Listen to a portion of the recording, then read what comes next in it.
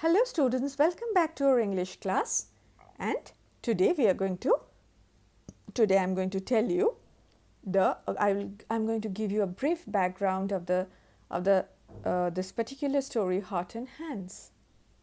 Here, as I have said in my last video, I have mentioned there are few characters like Miss Fairchild, Mr. Easton, a marshal and few passengers in the train, and this two men, that is Mr. Easton and the other man who is glum-faced, rough and fat, they were handcuffed and they boarded the train from station Denver, and Mrs. Fairchild was already there in the train. So, by chance, accidentally, Miss Fairchild meets an old acquaintance, and who is our acquaintance? Mr. Easton, and they were traveling in a train. It is B&M Express. Mr. Easton's hand is handcuffed to another man.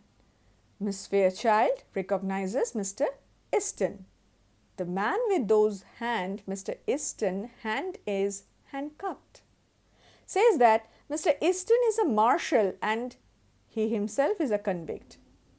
The two men take leave from Miss Fairchild to go to a smoker car. Two passengers, there were some few other passengers as I told you. So, two passengers seated nearby reveal the identity of Mr. Easton and the other man, and that's how we, the readers, gets introduced to the end of the story, where the suspense is getting revealed to us through the conversation of these two passengers. The clue for identifying the marshal was that the officer normally handcuffed the convict to his left hand and not to his right hand. Right, students? So, this is the background of the story. Now, let's tell you the story in detail. That the story begins on a train to Denver. An elegantly dressed lady named Miss Fairchild was seated in one coach when two men arrived and took the seat facing her. It quickly became clear that the woman knew one of the men. She spoke to the man called Mr. Easton and was rather surprised to discover that he was handcuffed to the man seated beside him. As Easton greeted the young man, he slightly raised his right hand, bound at the wrist by the shining bracelet, to the left one of his companion.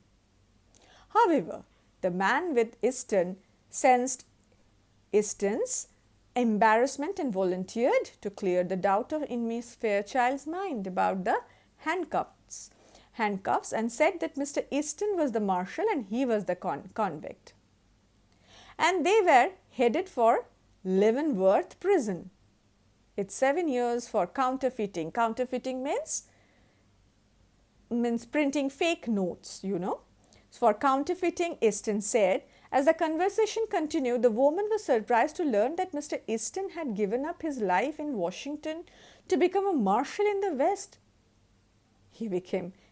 Miss Fairchild became quite impressed by this shift in career of Mr. Easton, and the young man kept on chatting with her acquaintance, that is with Miss Fairchild, but continued to stare at the handcuffs. To ease her concern, Miss Fairchild was continuously staring at the handcuffs, so she was feeling little bit hesitating to ask Mr. Easton about the handcuff, why he is putting the handcuff with the other man. To ease her concern, the rough-looking marshal, who is actually a marshal, the scruffy-looking man, asked Easton to accompany him to the smoker car as he was half dead for a pipe. As the two men got up to go to the smoker car, Miss Fairchild bade Mr. Easton goodbye. All the while, when Miss Fairchild was talking to the two men, two other passengers seated nearby were listening to their conversation. One of them remarked that from his appearance, Mr. Easton appeared to be too young to be a marshal. The other passenger corrected the mistake, saying Mr. Easton was not the marshal. Here the suspense gets revealed. The curtain of the suspense gets erased through the conversation or through the saying of the other co-passenger. Mr. Easton was not the marshal, but he was the convict, because no marshal would handcuff his own right hand. Isn't it? So, actually that scruffy looking man was locked up by this handcuff to his left hand, while Easton's right hand was been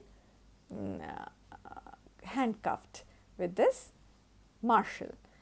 So, this is the point of clue from where the reader gets to know about who is who. Right, students?